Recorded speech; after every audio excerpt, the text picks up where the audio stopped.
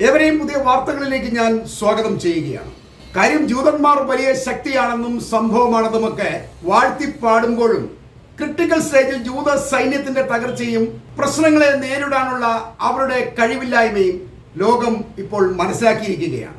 കേവലം രണ്ട് സംഘടനകളായ ഹമാസിനോടും ഹൂത്തികളോടും പോലും നേർക്കുനേർ നിന്ന് പോരാടാനുള്ള ഈ ജൂത സൈന്യത്തിന്റെ കഴിവില്ലായ്മയാണ് ഗസ യുദ്ധത്തിന് ഒരു പരിസമാപ്തി ഉണ്ടാവാത്തതിന് കാരണം എന്ന് പറയേണ്ടതുണ്ട്. ഗസ എങ്ങനെ പിടിച്ചെടുക്കുമെന്ന് സൈന്യത്തിന് ഇപ്പോഴും യാതൊരു രൂപവുമില്ല. ഗസയിലെ 22 ലക്ഷം ജനങ്ങളെ ഒരു കൂട് പണിത് അതിനുള്ളിലാക്കി ഗസ പിടിച്ചെടുക്കുമെന്നൊക്കെ നെതന്യാഹു വീമ്പടിക്കുമ്പോൾ അതെത്ര യാഥാർത്ഥ്യമാകുമെന്ന് പറഞ്ഞുകൊണ്ട് വിദേശ മാധ്യമങ്ങൾ അയാളെ പരിഹസിക്കുകയാണ്. ഇതിന്റെ ദേഷ്യത്തിൽ അയാൾ ഗസയിൽ ആകെ ഉണ്ടായിരുന്ന ഒരു ആശുപത്രി കൂടി ആക്രമിച്ച് തകർത്തും ഗസയിലെ വിദേശ പത്രപ്രവർത്തകരെ കൊലപ്പെടുത്തിയുമൊക്കെയാണ് പ്രതികാരം ചെയ്യുന്നത് എന്ന് നമ്മൾ മനസ്സിലാക്കണം. ഇതൊന്നും ഒരു യുദ്ധനേട്ടമായി ആരും കണക്കാക്കുന്നുമില്ല എന്നുള്ളതാണ് നെതന്യാഹുവിനെ നിരാശപ്പെടുത്തുന്നത്. അതിനു പിന്നാലെ യമനിലെ ഹൂത്തികൾക്ക് നേരെ നടത്തുന്ന ആക്രമണങ്ങൾ പോലും കാര്യമായ പ്രയോജനം ചെയ്യുന്നില്ല എന്ന് മാത്രമല്ല, അത് ഇസ്രായേലിന് കൂടുതൽ നഷ്ടങ്ങൾ വരുത്തുന്നതിന് കാരണമാവുന്നു എന്നാണ് ഇസ്രായേലി പത്രങ്ങൾ ഇപ്പോൾ നെതന്യാഹുവിനെ കുറ്റപ്പെടുത്തുന്നത്. ജൂതന്മാർ നേർക്ക് നേരെ നിന്ന് പോരാടാൻ കഴിയാത്തവരാണെന്നും നമ്മുടെ വമ്പിന്റെ സകല കൂമ്പുമടിക്കുന്നവരാണ് ഹൂത്തികൾ എന്നും ഇസ്രായേലിലെ പ്രതിപക്ഷത്തെ ഉദ്ധരിച്ചുകൊണ്ട് പത്രങ്ങൾ റിപ്പോർട്ട് ചെയ്യുകയാണ്. ഹൂത്തികളെ തടയുന്നതിൽ ഇസ്രായേൽ സൈന്യം പൂർണ്ണമായി പരാജയപ്പെട്ടിരിക്കുന്നു എന്ന് ഇസ്രായേൽ സൈന്യം തന്നെ ഇപ്പോൾ സമ്മതിക്കുന്നതായി ചില വിശകലനങ്ങൾ പറയുന്നുണ്ട്. ഇസ്രായേലിലെ ഇപ്പോൾ സർവീസിലുള്ളവരും റിട്ടയർ ചെയ്തിട്ടുള്ളവരുമായ പല സൈനിക ഉദ്യോഗസ്ഥരും നെതന്യാഹുവിന്റെ യുദ്ധരീതികളെ വ്യാപകമായി വിമർശിക്കുന്നത് നമുക്ക് കാണാൻ കഴിയും. ഷിയ വിഭാഗത്തിൽപ്പെട്ട ഹൂത്തികളാണ് മേഖലയിലെ ഏറ്റവും ഭ്രാന്തൻ ഇറാനിയൻ പ്രോക്സികളെന്നും അവരുമായി ഒരു യുദ്ധത്തിൽ ഏർപ്പെടുന്നത് ജൂതരാഷ്ട്രത്തിന് വളരെ ദോഷകരമാണെന്നും അവരെ തടയാൻ കഴിയില്ലെന്നും ഇസ്രായേലിലെ ഉന്നത ഉദ്യോഗസ്ഥർ തന്നെ പറയുന്നതായി ജെറുസലേം പോസ്റ്റ് റിപ്പോർട്ട് ചെയ്യുന്നു. ഇസ്രായേലിലെ ഉദ്യോഗസ്ഥരെ പോലെ തന്നെ US-ലെ ചില ഉദ്യോഗസ്ഥരും ഇവരുടെ ഈ അഭിപ്രായത്തെ പിന്താങ്ങുന്നുണ്ട്. ഹൂത്തികളെ ഒരു കാരണവശാലും ഇസ്രായേലിനെ കീഴടക്കാൻ കഴിയില്ല എന്നാണ് ഇവരെല്ലാം തന്നെ സമ്മതിക്കുന്നത്. ഹൂത്തികളെ കുറിച്ച് ഇവരുടെ വിലയിരുത്തൽ തന്നെ പഴയ യമൻ സുന്നി ഭരണാധികാരികളിൽ നിന്നും ഒളിച്ചോടി ഗുഹകളിൽ വർഷങ്ങളോളം താമസിച്ചിരുന്ന സംഘമാണ് ഇവരെന്നാണ്. അവർക്ക് ഏത് പരിതസ്ഥിതിയുമായി പെട്ടെന്ന് ഇണങ്ങാൻ കഴിയുകയും വെള്ളമോ ഭക്ഷണമോ ഇല്ലെങ്കിൽ പോലും അവർക്ക് പിടിച്ചു നിൽക്കാൻ കഴിയും എന്നാണ് ഇവർ സമ്മതിക്കുന്നത്. അത്ര മനക്കരുത്തുള്ളവരെ ഇസ്രായേലോ അമേരിക്കയോ വിചാരിച്ചാൽ തകർക്കാൻ കഴിയില്ല എന്നും അമേരിക്കൻ സൈനിക ഉദ്യോഗസ്ഥർ തന്നെ സമ്മതിക്കുന്നുണ്ട്. അതുപോലെ തന്നെ ചെങ്കടലിൽ വിന്യസിച്ചിരുന്ന അമേരിക്കൻ യുദ്ധ കപ്പലുകൾക്ക് ഹൂത്തികളുടെ ആക്രമണത്തെ തടയാൻ കഴിയാതെ തിരികെ പോകേണ്ടി വന്നെങ്കിലും ഈ കപ്പലുകൾക്ക് എത്ര നഷ്ടമാണ് ഹൂത്തികൾ വരുത്തി വെച്ചത് എന്നുള്ള കാര്യം ട്രംപിന്റെ ഭരണശേഷം പുറത്തു വരും എന്നാണ് ചില ഉദ്യോഗസ്ഥർ ആത്മവിശ്വാസം പ്രകടിപ്പിക്കുന്നത്. തന്നെയുമല്ല, എത്ര തവണ യമനിലെ ഹൂത്തികളുടെ കേന്ദ്രങ്ങളെ അമേരിക്കയും ഇസ്രയേലും UK-യും ഒക്കെ ഒറ്റയ്ക്കും സംഘമായും ആക്രമിച്ചിട്ടും ഹൂത്തികളിൽ നിന്നും ഇവർക്ക് പിന്തിരിഞ്ഞോടേണ്ടി വരികയാണ് ചെയ്യുന്നത് എന്നും ഇവർ സമ്മതിക്കുന്നു. അതിലൂടെ ചെങ്കടൽ വഴിയുള്ള വ്യാപാരമാണ് അവസാനിപ്പിക്കേണ്ടി വന്നത്.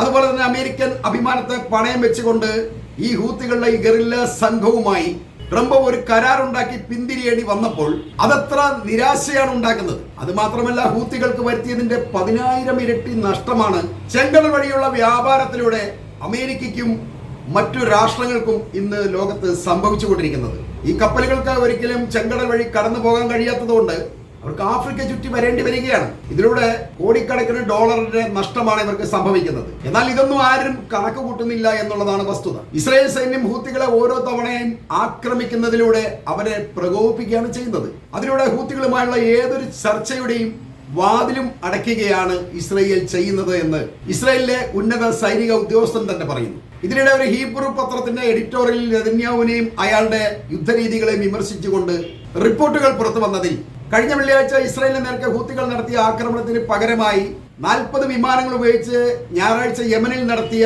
മാരകമായ ആക്രമണത്തിന് പിന്നാലെ ഇനി ഹൂത്തികൾക്ക് കുറെ നാളത്തേക്ക് കരണ്ടേ ഉണ്ടാവില്ല എന്ന ഇസ്രായേലിന്റെ വാദത്തിന് തൊട്ട് പിന്നാലെ ഈ ആക്രമണത്തിന്റെ തൊട്ടടുത്ത ദിവസമായ തിങ്കളാഴ്ച തന്നെ സെനയിലെ വലിയ ദീപാലങ്കാരങ്ങൾ കൊണ്ട് ഹൂത്തികൾ മറുപടി പറഞ്ഞപ്പോൾ യഥാർത്ഥത്തിൽ ഇസ്രായേൽ സൈന്യം യമനിൽ നടത്തിയ ആക്രമണങ്ങൾ വെറും വീരവാദമായിരുന്നുവെന്നും ഈ ആക്രമണങ്ങൾ ഹൂത്തികളെ ഒരു വിധത്തിലും ബാധിച്ചിട്ടില്ല എന്നുമാണ് തെളിയിക്കുന്നത്. എന്നാൽ ഈ ആക്രമണങ്ങളെ ചൂണ്ടിക്കാണിച്ചുകൊണ്ട് എഡിറ്റോറിയൽ പറയുന്നത്, സനയിൽ നടത്തിയ ഈ ആക്രമണങ്ങൾക്ക് തൊട്ടു പിന്നാലെ ഇന്നലെയും ഹൂത്തികൾ ക്ലസ്റ്റർ ബോംബുകൾ ഉപയോഗിച്ചാണ് ഇസ്രായേലിലേക്ക് ആക്രമണങ്ങൾ നടത്തിയത് എന്നാണ്. ഇത് വ്യാപകമായ നാശനഷ്ടമാണ് ഇസ്രായേൽ വരുത്തിയിട്ടുള്ളത്. ക്ലസ്റ്റർ ബോംബിനെ കുറിച്ച് കഴിഞ്ഞ വീഡിയോയിൽ ഞാൻ പറഞ്ഞിരുന്നു. അനേകം ബോംബുകൾ ഇറങ്ങിയ ഒരു പായ്ക്കാണത്. അത് പൊട്ടിത്തെറിച്ച് ഭയങ്കരമായ രീതിയിൽ നാശനഷ്ടങ്ങൾ വരുത്തുകയാണ് ചെയ്യുന്നത്. അത് വീണ്ടും ഇസ്രായേലിലേക്ക് ഹൂത്തികൾ അയച്ചിരിക്കുകയാണ്. ഇതിവർ സ്വന്തമായി നിർമ്മിച്ചതാണെന്നൊക്കെയാണ് ഇപ്പോൾ പറയുന്നത് കേട്ടോ. ഇറാൻ കൊടുത്തതല്ല, ഹൂത്തികൾ തന്നെ ക്ലസ്റ്റർ ബോംബുകൾ സ്വന്തമായിട്ട് ഉണ്ടാക്കാൻ തുടങ്ങിയിട്ടുണ്ട് എന്നൊരു റിപ്പോർട്ടും പുറത്തു വരുന്നുണ്ട്. ഇനി അതോടെ ഉമ്മാർ ഉണ്ടാക്കി കഴിഞ്ഞാൽ ഇസ്രായേലിന്റെ കാര്യം പിന്നെ കഷ്ടമായിരിക്കും. പിന്നെ സ്ഥിരം ഇത് വെച്ച് ഉമ്മാർ ആക്രമണം നടത്തുകയായിരിക്കും രീതി.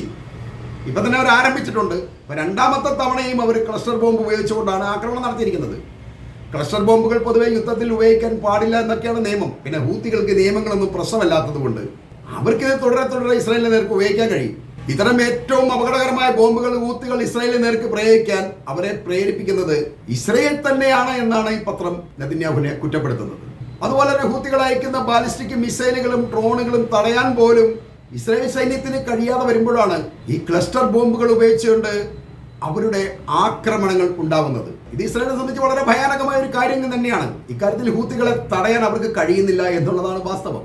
അതുപോലെ തന്നെ നെതന്യാഹു അയാളുടെ രാഷ്ട്രീയ പ്രതിസന്ധികളുടെ പരിഹാരമായിട്ടാണ് ജനശ്രദ്ധയെ തിരിക്കാൻ വേണ്ടി ഗസയിൽ കൂട്ടക്കൊല നടത്തുന്നതും അവരെ പട്ടിണിക്കിട്ട് കൊല്ലുന്നതും എന്നാണ് പത്രം കുറ്റപ്പെടുത്തുന്നത്. ഇത് അയാൾക്ക് എത്ര നാൾ തുടരാൻ കഴിയും എന്നും പത്രം ചോദിക്കുന്നുണ്ട്. ലക്ഷ്യമില്ലാത്ത യുദ്ധത്തിലാണ് അയാൾ ഇപ്പോൾ ഏർപ്പെട്ടിരിക്കുന്നത്. അതിനെ തുടർന്ന് ഇസ്രായേലിൽ കടുത്ത ദാരിദ്ര്യത്തിലും സമരങ്ങൾ തുടരേണ്ടി വരികയാണ്. ഹമാസുമായി ഒരു കരാർ ഉണ്ടാക്കി ബന്ദികളെ തിരികെ വാങ്ങി യുദ്ധം അവസാനിപ്പിക്കുന്നതിന് പകരം അയാളിപ്പോ നിർബന്ധിച്ച് സൈന്യത്തെ ഗസയിലേക്ക് അയക്കുകയാണ്. ഇത് രാജ്യത്തിന് വേണ്ടി അയാൾ ചെയ്യുന്നതല്ല എന്നും പത്രം കുറ്റപ്പെടുത്തുന്നു. അയാൾക്ക് വേണ്ടി മാത്രമാണ് അയാൾ ഇത് ചെയ്യുന്നത്.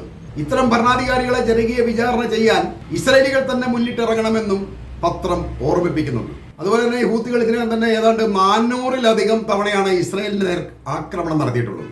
അങ്ങനെ ഒരു കണക്കാണ് ഇസ്രായേൽ പറയുന്നത്. ഇവരിങ്ങനെ ആക്രമണം നടത്തുമ്പോൾ പ്രത്യാക്രമണമായി ഹൊദൈദയിലും സനയിലുമൊക്കെ IDF വീണ്ടും ആക്രമണം നടത്തിയിട്ടും ഹൂത്തികളെക്കാൾ ശക്തരെന്ന് കരുതുന്ന ഇസ്രായേൽ ഹിസ്ബുള്ള ഹമാസ് നേതാക്കളെ കൊന്നതുപോലെ ഇസ്രായേൽ സൈന്യത്തിന് ഹൂത്തി നേതാക്കളെ കൊല്ലാൻ കഴിയാത്തത് ഇസ്രായേലിന്റെ ഒരു പരാജയം തന്നെയാണെന്ന് പറയാതിരിക്കാൻ കഴിയില്ല.